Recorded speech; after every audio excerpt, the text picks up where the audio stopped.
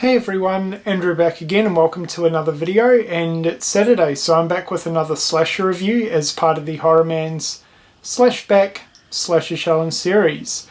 And this week's theme is slasher sequels, so I've decided to review Curse of Chucky.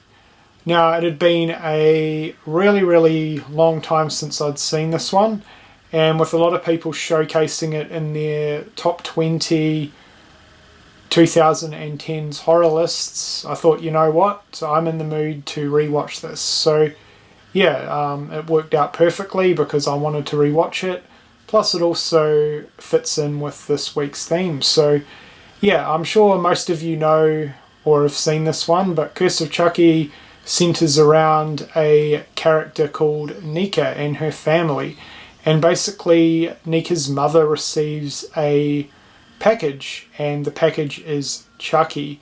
So after the death of Nika's mum, the family visits, and of course Chucky, still in the house, picks off this family one by one. So that is pretty much the storyline to Curse of Chucky. Now we'll move on to my thoughts. I honestly forgot how damn good this movie is. As I mentioned before, it had been quite a few years since I'd seen it, but this is awesome. Yeah, I may actually have to rethink how I rank this franchise a little bit, because yeah, I had an absolute blast rewatching this one. So first and foremost, we'll talk about the location, which is frigging amazing. So pretty much the majority of this movie is set within Nika's family home, where her and her mother reside, and the house is awesome. It is the perfect location for not just this type of slasher movie, but a horror film in general. The house has that really sort of old school gothic kind of haunted house look and feel to it. And talk about atmosphere. This movie has atmosphere in the bucket loads, which is fantastic. So yeah, the location is amazing. The Nika's house is, yeah, absolutely incredible. I love the house within this movie. The characters are kind of my only con with this movie, to be completely honest. Nika is fantastic. I really like her character a lot. She's a pretty strong female character, which is fantastic. However, her sister and the husband get on my nerves.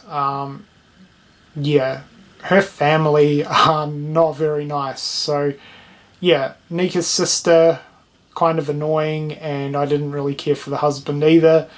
The nanny, Jill, is not too bad, and the daughter, the young child within this movie who Chucky kind of takes a liking to, is really good, actually. The girl within this film is pretty good. So yeah, I'm not a big fan of the sister or the husband, but other than that, I think the rest of the characters are pretty good.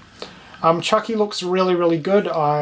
They did a fantastic job with the puppetry work within this movie, and I think he looks pretty cool. Now, I'm not a big fan of Scarred Chucky, but I actually really like what they did with this movie. So Chucky starts out like a normal looking good guy doll, and then as the movie goes on, some of his face gets damaged and peeled off, revealing the scarred look.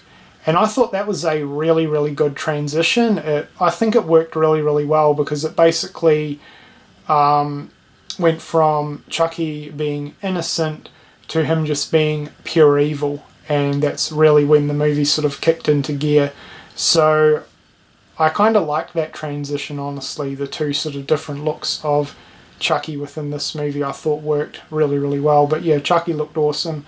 The kills were really good as well. I was pretty impressed with those, so no issues there with the kills. There was plenty of blood as well. So yeah, all in all, I think this is a fantastic entry into the Child's Play franchise, and yeah, I definitely may have to reconsider ranking the franchise sometime down the line. But that is pretty much all I really... Oh, how could I forget one major thing that I thought was absolutely fantastic about this movie, and I cannot believe that I almost forgot it, was the backstory on Charles Lee Ray. The Charles Lee Ray character is talked about quite a lot within the movie at a certain point, and they kind of really go into detail of him before he kind of transformed his soul into the original good guy doll.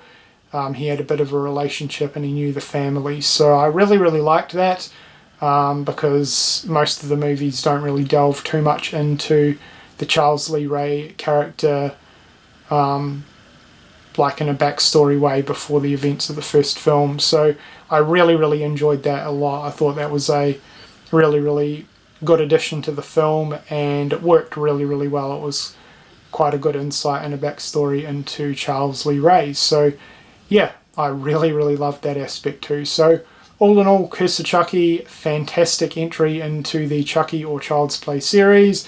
I'm sure most of you have seen it, so if you've seen this one, let me know what you think of it in the comments section below. And if you haven't, I definitely highly recommend checking it out. Anyway, that'll do it, guys. That is my review for this week's Slashback challenge. Until next Saturday, when I'll be back with another slasher review, I hope you've enjoyed this one. And as always, thank you for watching.